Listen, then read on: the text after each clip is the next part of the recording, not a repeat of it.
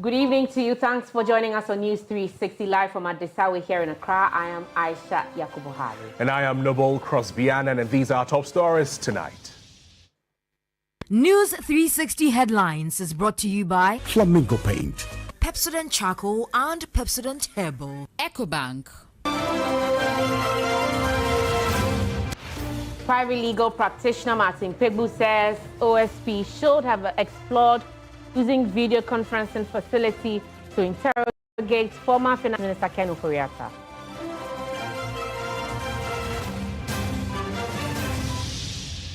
In the bulletin tonight, former Member of Parliament for Kumbungu Ras Mubarak calls for the closure or downgrading of 22 Ghanaian embassies and diplomatic missions abroad.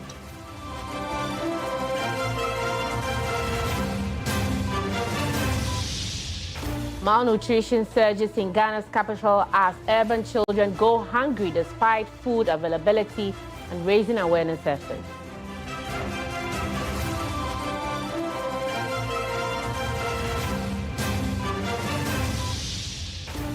Much later in international news, the first meeting of the China-US Economic and Trade Consultation Mechanism to be held during Chinese Vice Premier visit to the UK between June 8 and June 13.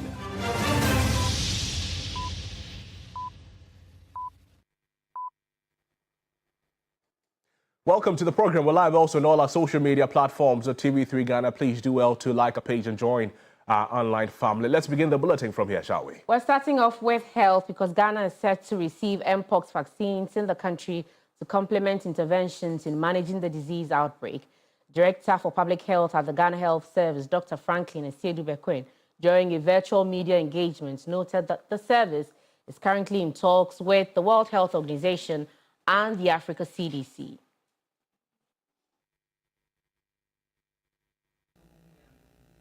Currently, Ghana has recorded 45 cases of Mpox in 9 regions, with 2 on admission.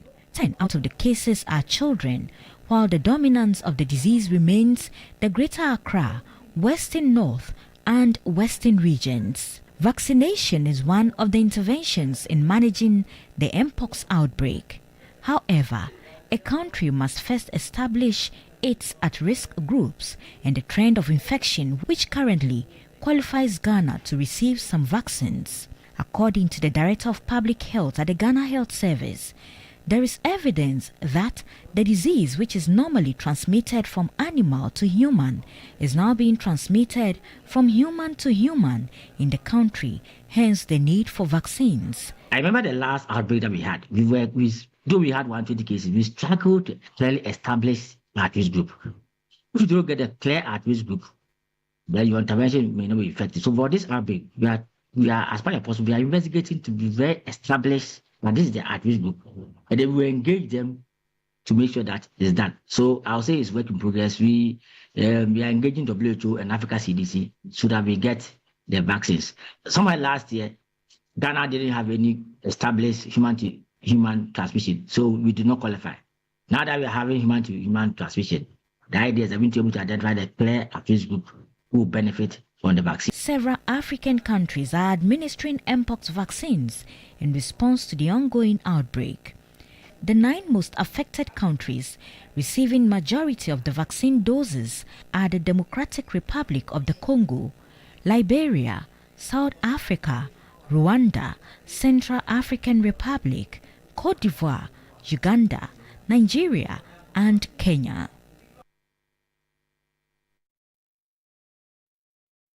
Let's get a little more education on this and connect with Dr. Frank Dodu. He is the Chief Superintendent of Police and he is also the Head of Public Health at the Police Hospital. Good evening, Doc, and thank you for joining us on News 360. Hello, good evening. Please, can I be heard? Yes, I can hear you loud and clear. Doc, we know that viruses transmit from animals to humans. But with Mpox, we are told that it can also be transmitted from human to human. Can you give us a little more education on this? Yeah, thank you very much, and good evening to your viewers.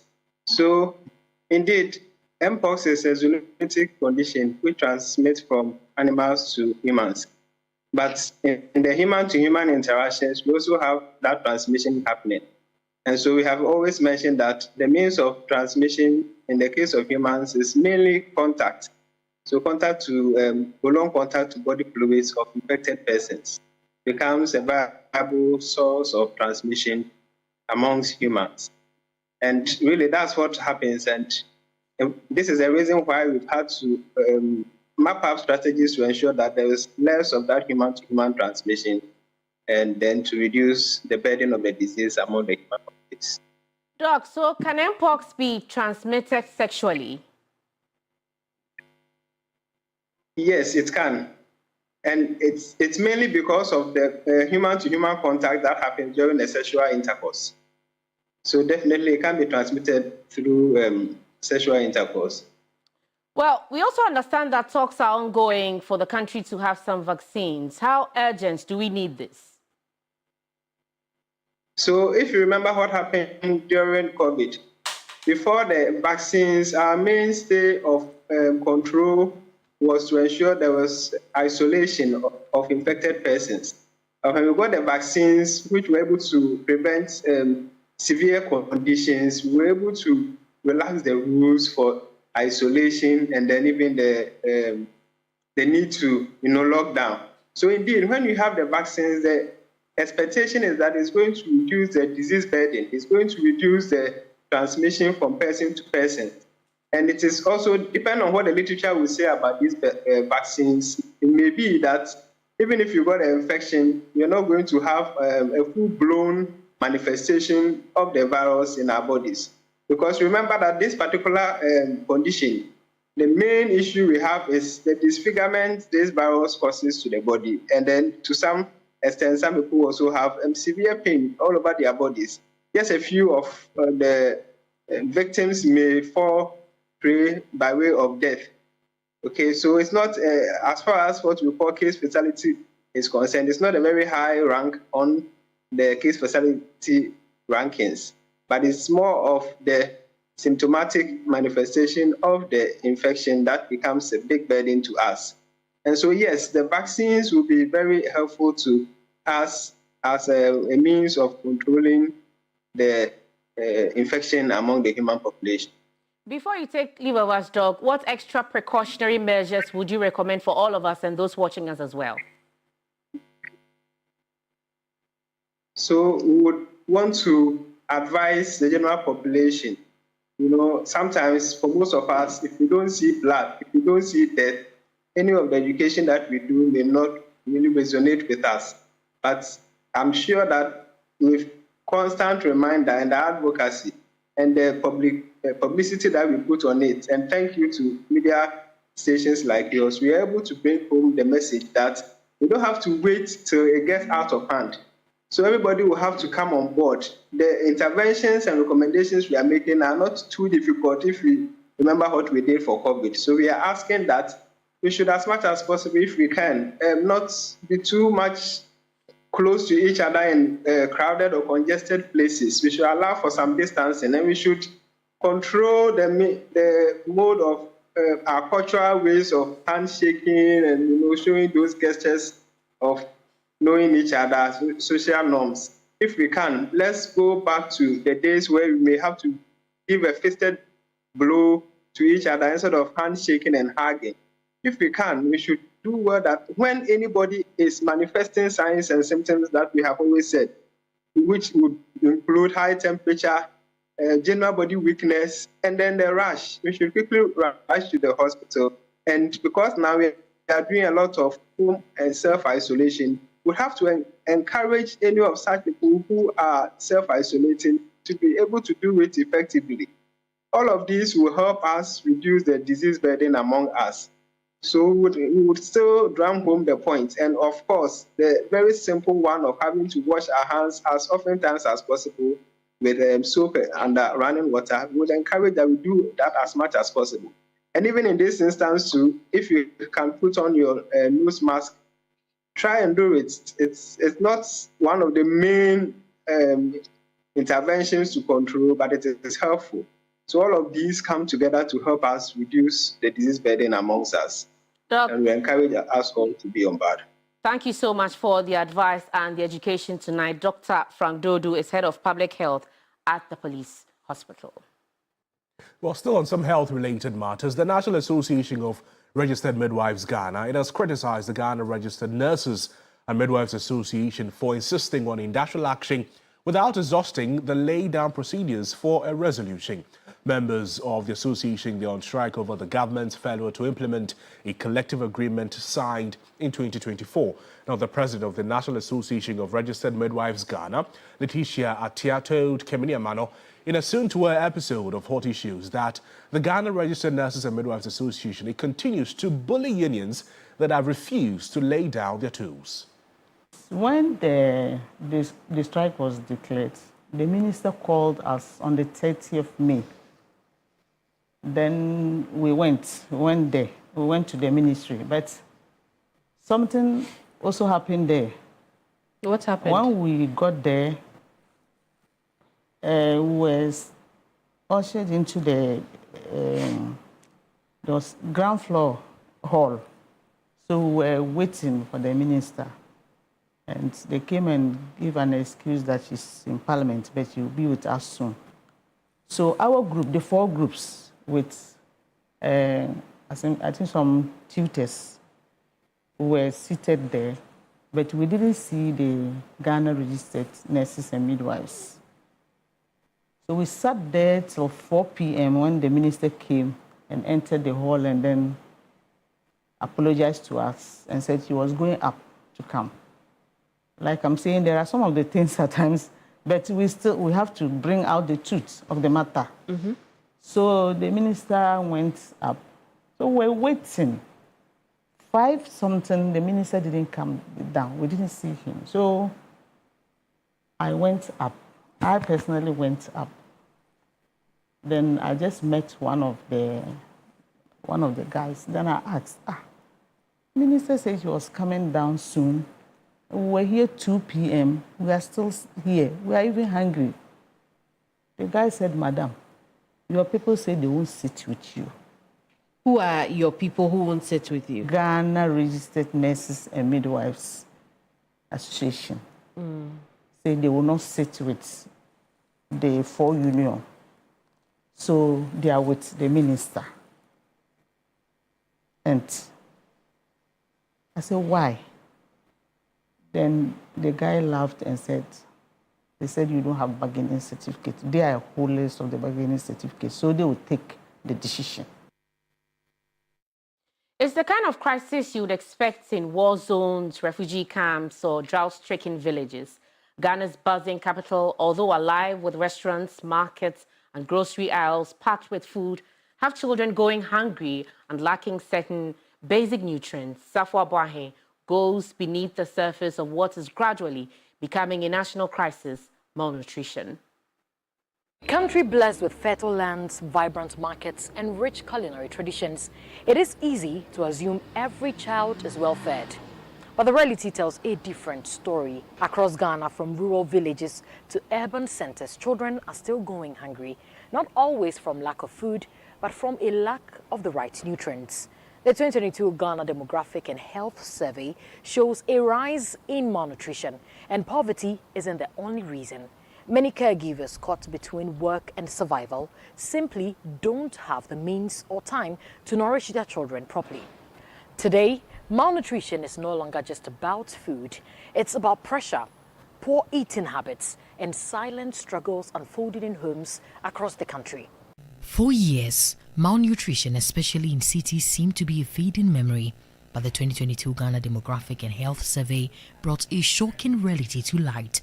Cases of child malnutrition are on the rise once again. Fatuma, a caregiver to little Mohammed, is one of many struggling to understand why their children are looking abnormally thin and weak.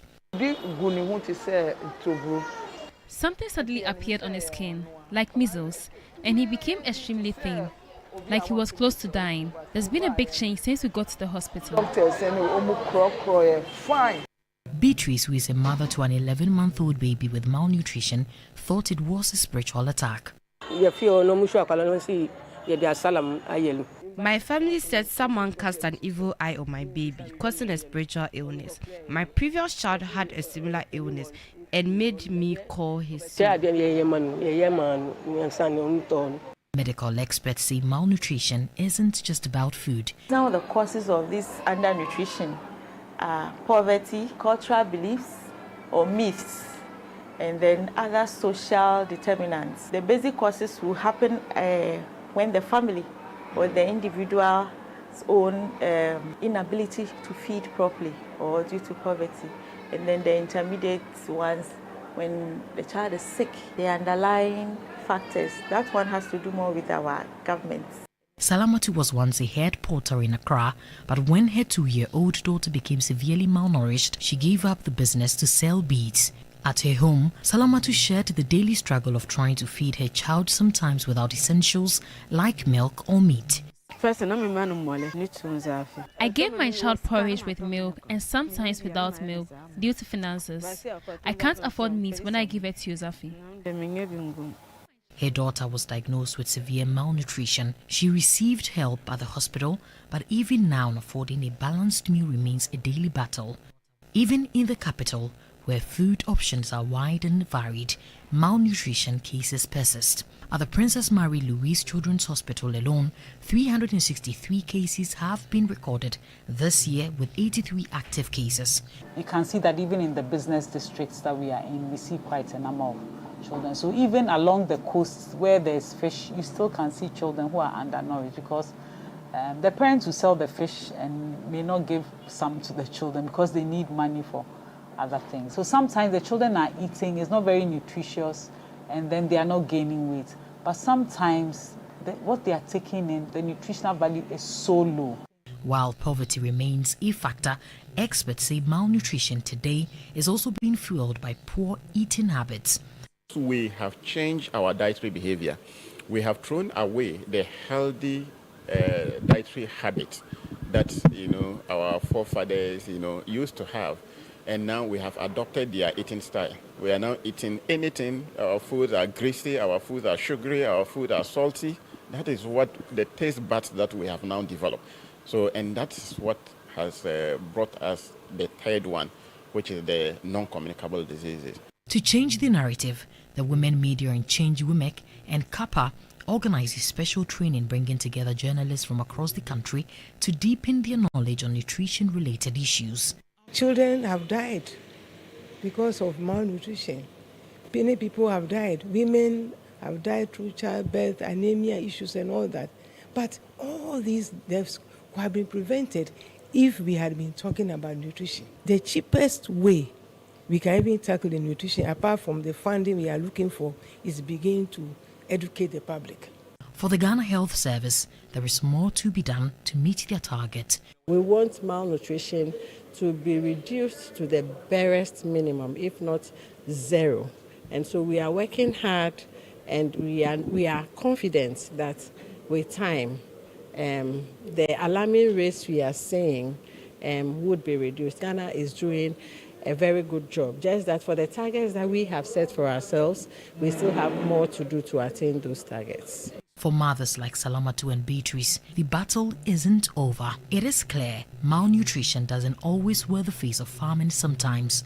It hides in homes and in the cracks of daily life. It's quite obvious the Sustainable Development Goals 2030 must be taken more seriously if ending poverty in all its forms is the sure way to meeting Goal 1.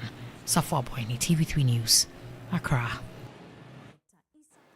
Well, once the face of Ghana's economy for 8 years, former Finance Minister Ken Ofori-Atta is now a fugitive under global watch. Interpol has placed him on its red notice list following a request from the Special Prosecutor's Office.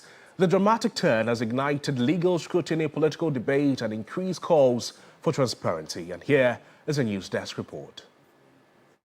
Special Prosecutor Kisi Ejabeng at a media engagement on 2nd June made this announcement. The OSP re-declares that Mr. Ofori-Atta is a wanted person and a fugitive from justice. His name is hereby re-entered on the OSP's list of wanted persons. The OSP will take all necessary legal steps to secure Mr. Ofori-Atta's return to the jurisdiction and to answer to the criminal inquiries against him. 3 days later, on June 5, 2025, the former finance minister, Ken Ofori-Atta, was officially placed on Interpol's Red Notice list. The notice intensifies international efforts to locate and provisionally arrest the former minister.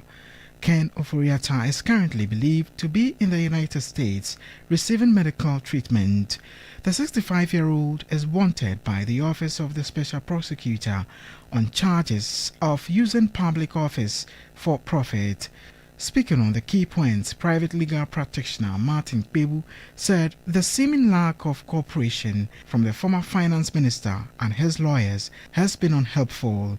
Your surgery didn't come on. Inform the OSP and see how to maybe come back to Ghana quickly to take care of this business and go back.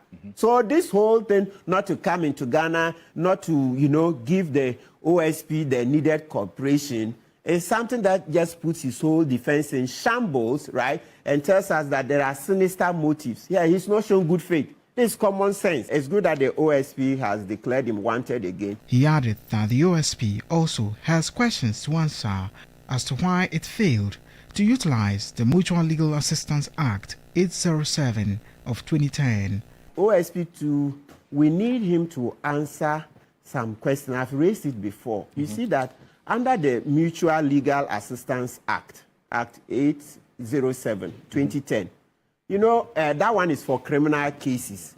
So if you need help, the person is outside Ghana, you go through our Attorney General, then our Attorney General will write to the U.S. government. We should have also used a bit of that time from the February to June, you see, so that we could have reached out. So speaking plainly, for me, I'm not altogether happy with Mr. Jabin that he didn't use the video conferencing facilities. But the Director of Strategy and Communication at the Office of the Special Prosecutor said his outfit wants the embattled Finance Minister, Ken Ofori-Atta, to appear before them in person. As we speak, Mr. Ofori-Atta has not been arrested by any law enforcement agents. So the suggestion that we could take Mr. Ofori-Atta via Zoom may not apply because we cannot arrest the person through Zoom. We cannot take a caution statement from a suspect through Zoom because the only time you can take a caution statement is when the person has been placed under arrest properly, so-called. Samedakun added that a Zoom appearance is not ideal for taking a caution statement from suspects. Let me also address the little issue about trying absentia. If you study our Constitution very well, Article 19.3 details how trying absentia should happen. And the conditions are about two. It says that when a person, an accused, don't say an accused, it means that you have been arrested, charged, has a disruptive behavior, like that placing before the court will disrupt proceedings. Or if the person, having been charged, that is, the accused, being placed before court, elects not to come to court at all. Majority Chief Whip and MP for South Dai, Roxanne Nelson Dafiamekbo, speaking on the key points, said the OSP could have proceeded with the case even without the presence of the former finance minister. The other option available is that you can actually proceed against a suspect, then making a prima facie determination without even seeing the suspect, based on the facts and the evidence. Charging the suspect, preparing a charge sheet, and filing the charge sheet in court. Other procedures provided under Act 30 would kick in. A warrant of arrest will be issued, directed at police officers or a certain police officer or certain police officers to effect arrest of the accused person. For private legal practitioner Christian Mam Hesse, the appearance of the former finance minister before the OSP will not necessarily guarantee his cooperation.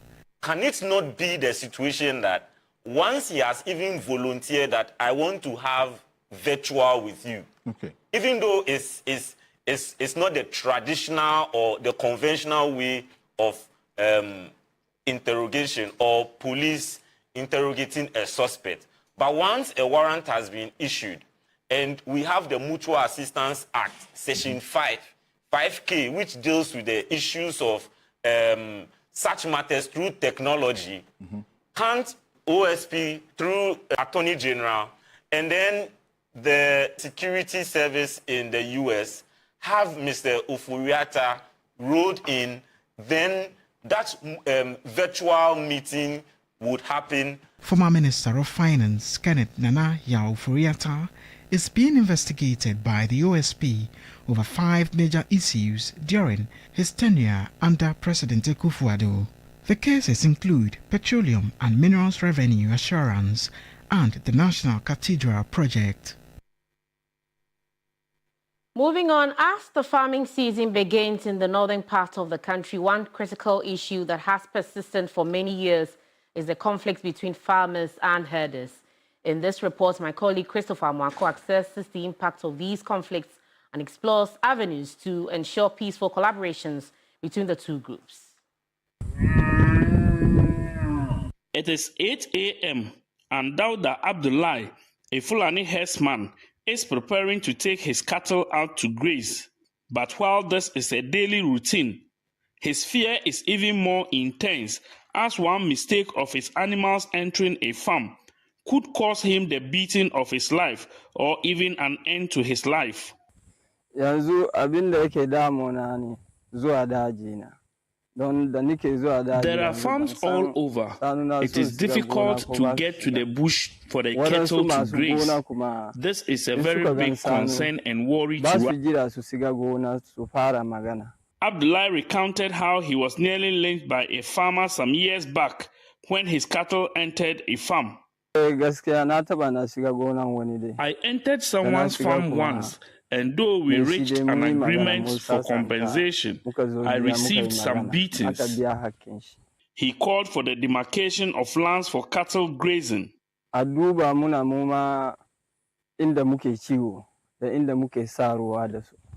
think we should be giving some lands purposely for grazing by the animals.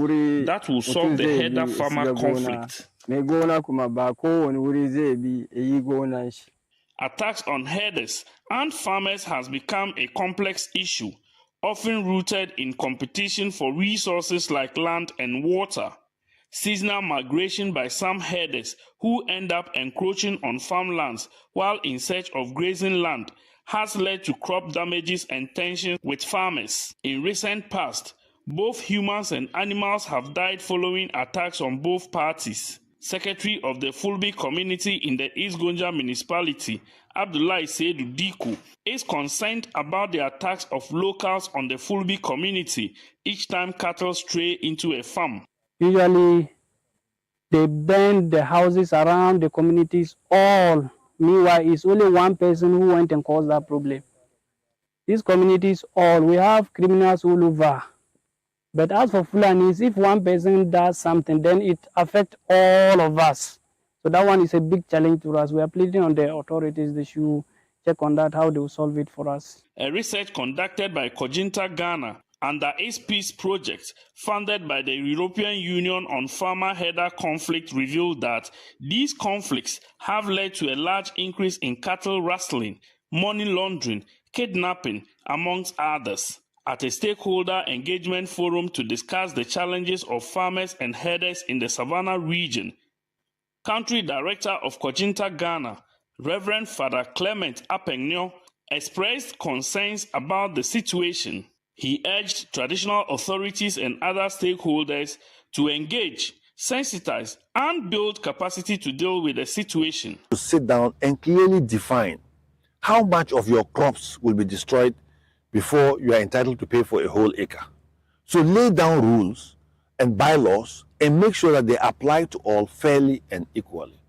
Then you can forestall some of these problems. Yes, we are saying that not only justice, but whatever bylaws you make sure that they apply to all fairly and equally. And number two, put in place structures and systems that can prevent. For instance, grazing area. This area is for grazing. So if you go and farm there, you are looking for trouble.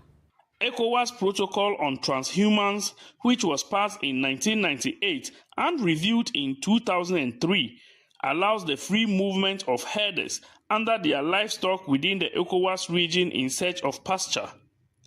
proper land management and resource allocations, improved grazing management, security and law enforcement, as well as proper collaboration can address the conflicts.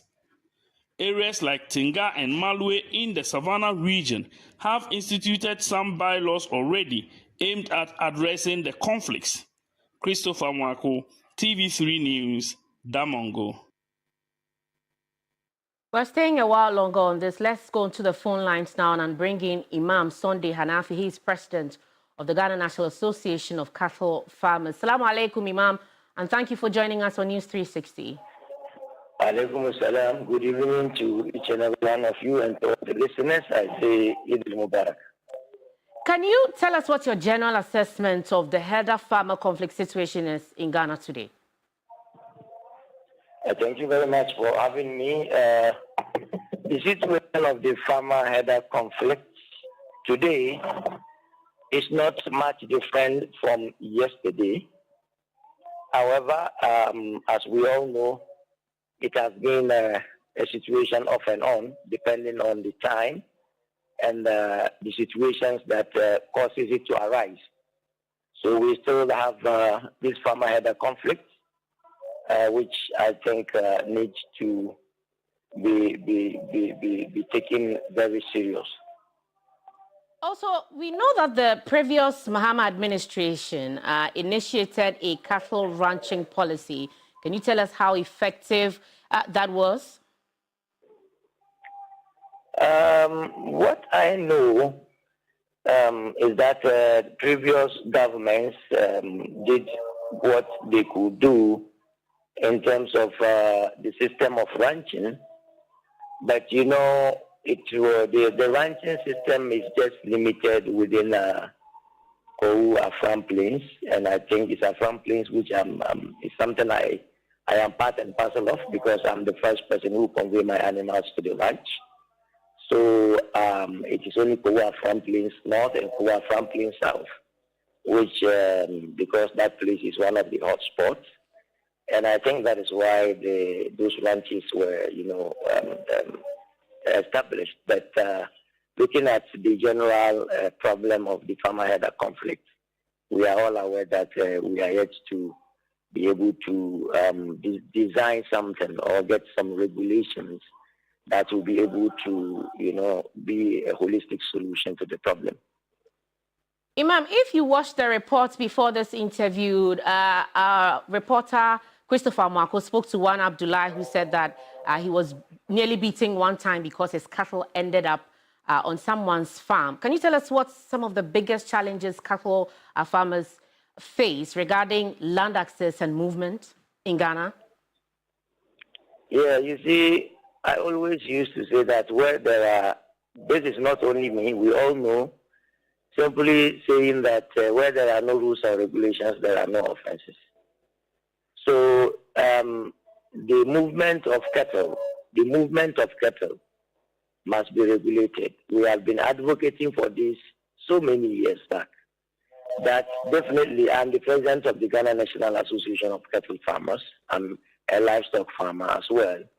But the truth is that the crop does not move. It is the cattle that moves. So until we are able to regulate the movement of animals, both internal and cross-border, it will be very difficult for us to have a holistic solution to this problem. So a lot has been done where people go in, we look at dialoguing, people go in to look at how we're gonna, talk to people, sensitization. A lot has been done, but we've not been able to get the results because it is done at the local level where a team of people from the Council of Chiefs and wherever will come together and then set up their own committees. And, they will be trying, but without the full support of the government and a committee that has been established by the government or has been supported by the government, it becomes very difficult for us to be able to, because the farmer is on his farm. The livestock farmer want to move. They share the same common land. the same landowner, I mean the chief, who gave the land to the crop farmer and then got his, a certain benefit, is the same chief who gave again to the livestock farmer.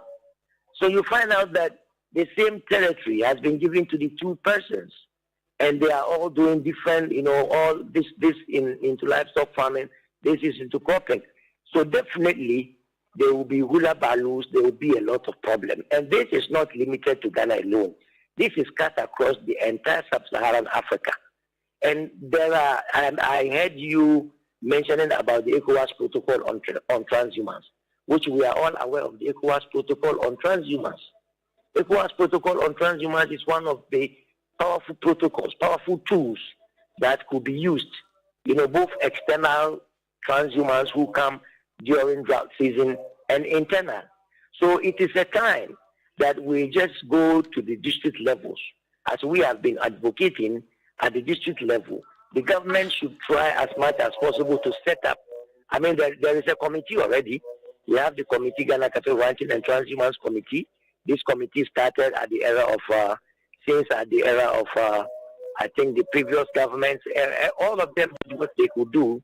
But this committee cannot only hang at the national level and fulfill the mandate until it is extended to the regional, replicated at the district levels, and the mandate of the committee at the district levels, because that is where the issue is. So I think we are yet to take this issue very serious. If we take it very serious, it will go a long way to help us, because it is the negative aspect of these livestock farmers that we see. That if we go around the corner to also inspect or to be able to understand what are the benefits derived from the livestock industry, right, definitely you will see the importance of we coming together to find a holistic solution to this farmer-header conflict. Certainly, Imam. Thank you so much for joining us this evening. Imam Sunday Hanafi is the president of the Ghana National Association of Farmers. This is still News 360 live from our studios here at the Subway Kandai. We're back with more stories after this break. Please stay with us.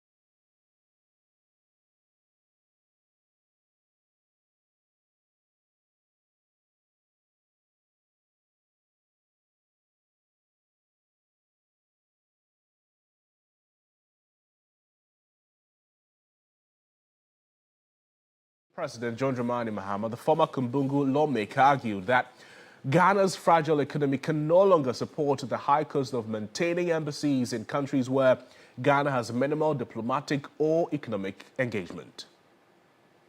Former Member of Parliament for Kumbungu, Ras Mubarak, whilst acknowledging the government's efforts in reducing public expenditure, emphasized that more can be done, particularly within the Ministry of Foreign Affairs.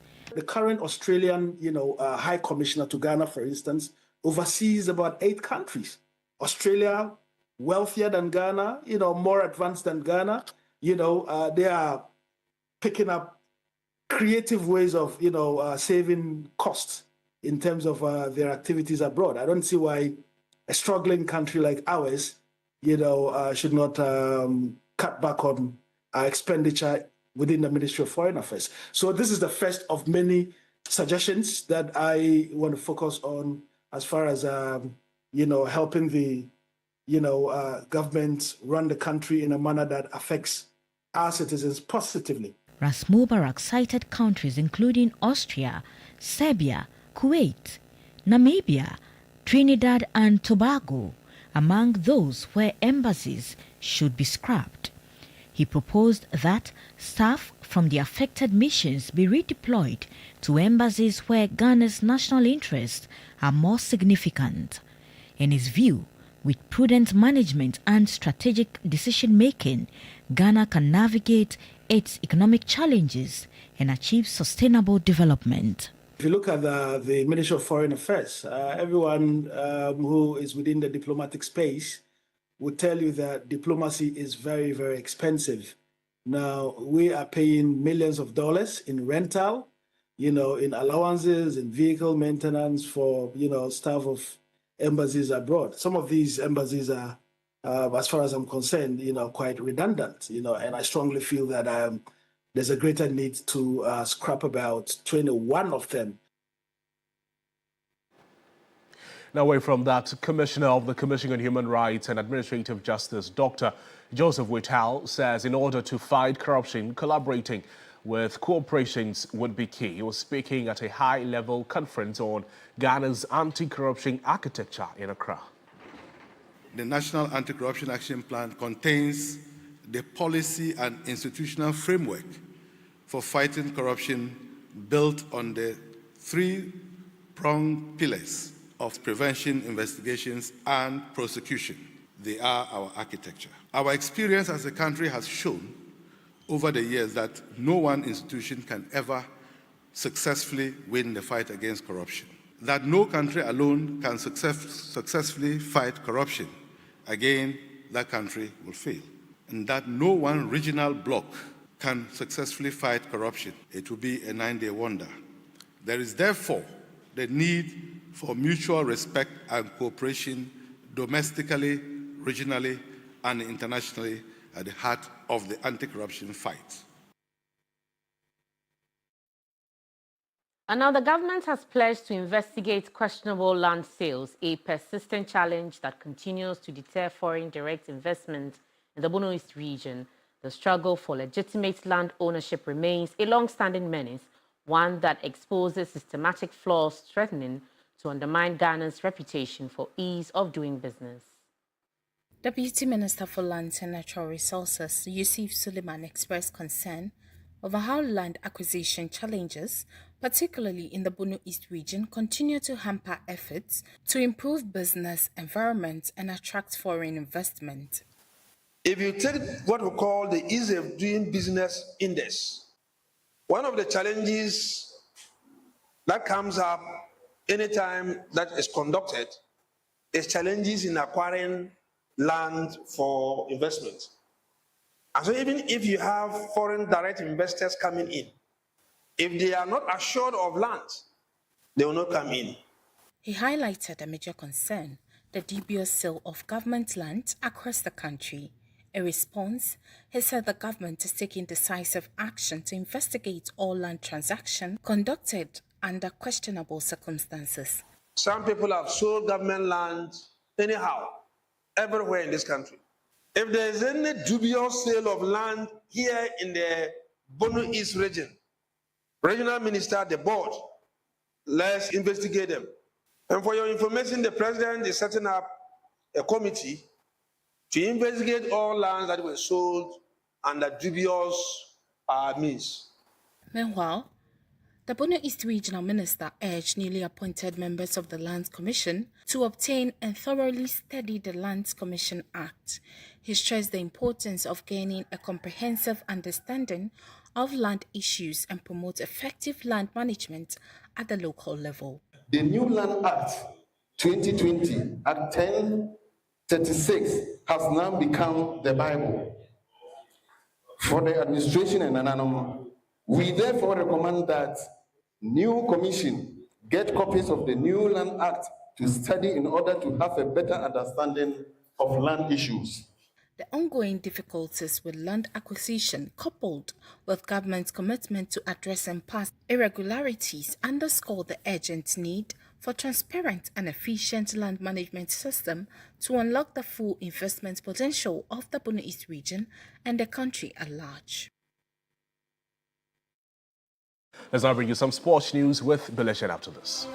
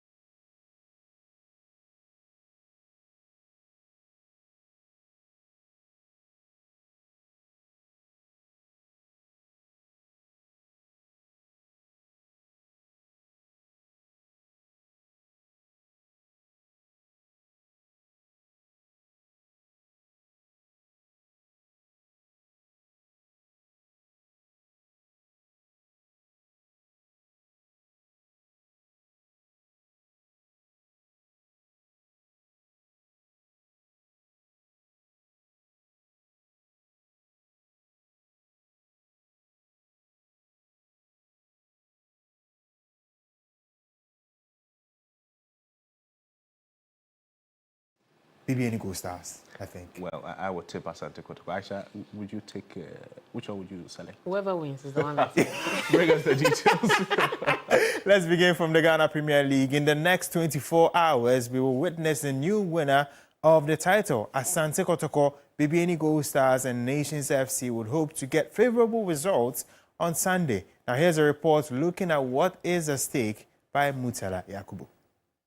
With the title race still wide open and no clear winner confirmed, BBN Gold Stars will be aiming for a decisive victory on the final day, one that could secure them their first ever GPL crown. Their hopes were given a major boost following a crucial away win against Brekum Chelsea on match day 33. Now level on points with Nations FC, who controversially abandoned their match against Basake Holy Stars, the momentum appears to be swinging in Gold Stars' favour. Head coach Frimpong Manso remains focused, declaring that their sole mission this weekend is simple: to win and bring the title home to BBN. The next game is to win it, the next game, or we're league champions. So, and no itself will motivate every player. We don't have to give anybody money. Asante Kotoko were seen as long shots in the title race, especially after a poor run of results early on. But the arrival of interim coach Karim Zito breathed new life into the Porcupines, with a key win over Ediana reigniting their title hopes. Now, with just one game remaining and Kotoko trailing leaders BBNE Gold Stars by 2 points, Zito appears to have accepted the slim odds. While the title may be out of reach, he insists he's not disappointed with how far the team has come. I'm never disappointed at all. When you go back and sit down and then watch proceedings, you will know where the failure came. It didn't come from me. Midiama SC, tipped as one of the favourites at the start of the season, have fallen short of expectations and currently sit 7th on the league table. After winning the title 2 seasons ago, the Takwa-based club struggled early on under former coach Nebochka Kapoor, who was eventually relieved of his duties. Since Ibrahim Tanko took over in January, the team has shown signs of improvement. Looking ahead, Tanko says preparations are already underway to mount a stronger title challenge next season. I play almost half season apart from the first game. So definitely I know the players now and I know the quality we have. And sure, definitely we are going to, have 1 or 2 additions so that we will be complete. Definitely next season we are going to come all out and if possible and try to win the league because we have what it takes. It all comes down to this weekend. As Gold Stars and Nations FC gear up for a decisive final showdown, Asante Kotoko remain on the fringes, hoping for a dramatic twist of fate. The big question remains, who will emerge as champions of the Ghana Premier League? Now let's look at the point differences between the 3 contending teams for the Ghana Premier League title. BBNE Gold Stars are first with 60, Nations FC second with 60, Kotoko third with 58. Now in a very good scenario, Gold Stars just need a win to secure the title. Nations FC would have to win and hope Gold Stars drop points, and Kotoko would have to win and hope both Gold Stars and Nations FC, of course, Gold Stars losing and Nations FC losing to clinch the title as well. Now let's go to the world of tennis, where Coco Gauff won the first French Open singles title of her career by fighting back to beat world number 1 Aryna Sabalenka in a roller coaster final. The American seed Gauff claimed a 6-7, 5-7, 6-2, 6-4 victory after a tense battle between the WTA Tour's 2 leading players in testing conditions. Gauff, who lost in the 2022 final, settled quicker in a deciding third set to move a breakup and kept her nerve to serve out victory. Now, it is the second Grand Slam singles triumph of Gauff's career, adding to the US Open title she won in 2023, also by beating Sabalenka as well. That's it for the sports segment here on News 360. My name is Billy Shen. Entertainment is up next.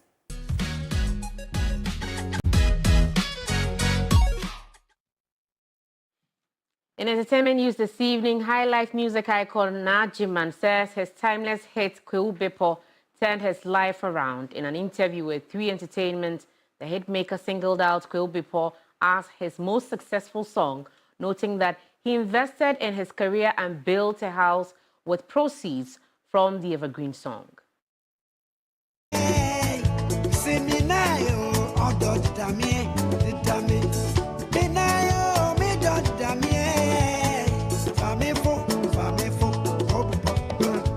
Even if you do not recognize the name Najiman, you would definitely know his music.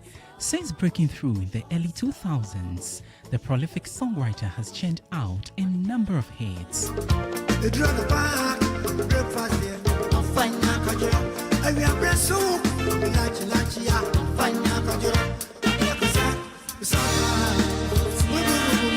He has also excited music enthusiasts with classics like Araba, Alomo Ketwa, Sugar Cane, Kwame Ahe, and many others.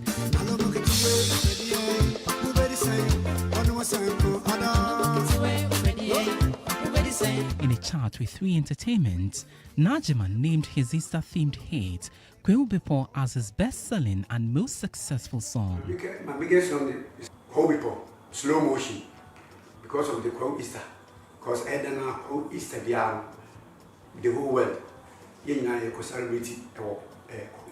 My biggest song is Kweubepo. The song is widely sung and echoes in the minds of many, especially during Easter celebration. Easter celebration in Ghana is never complete without Crosby. Every year, we are at slow motion, Crosby, slow motion, Crosby. The meeting me, I can say yes, and only the biggest number. The revered singer noted that he performs the song at multiple live venues and events during Easter. I spent even 1 week every day. I played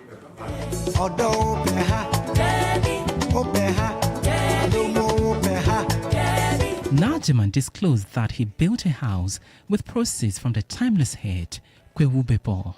Even I built my own house through this Kobepo. Because Kobepo, the Mammy Gigs programs be pre-born, you know. And said a lot of things are they met me through slow motion. What the idea be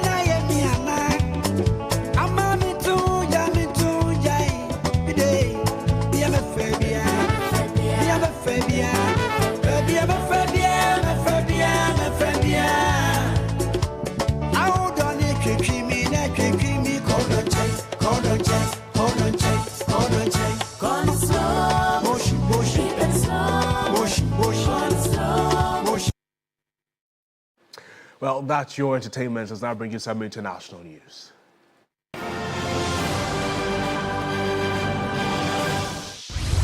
China's foreign ministry said on Saturday that Chinese Vice Premier He Lifeng will visit the United Kingdom between June 8 and June 13. The first meeting of the China-US Economic and Trade Consultation Mechanism will be held with the United States during this visit. He led the Chinese side in the first round of trade talks in May. President Donald Trump said on Friday that U.S. Treasury Secretary Scott Bessent, Commerce Secretary Howard Lutnick, and Trade Representative Jamison Greer will represent Washington in the talks. The talks come at a fragile moment for the global economy, which has been slowed by uncertainty and supply chain disruptions. The United States in April paused some of the tariffs that President Trump imposed on dozens of countries to provide time for trade negotiations.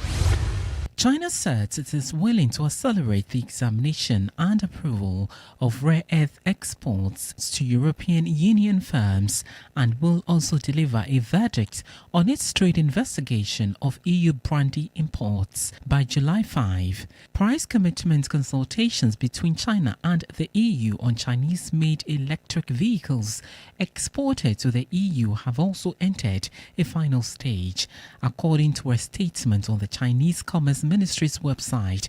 However, efforts from both sides are still needed.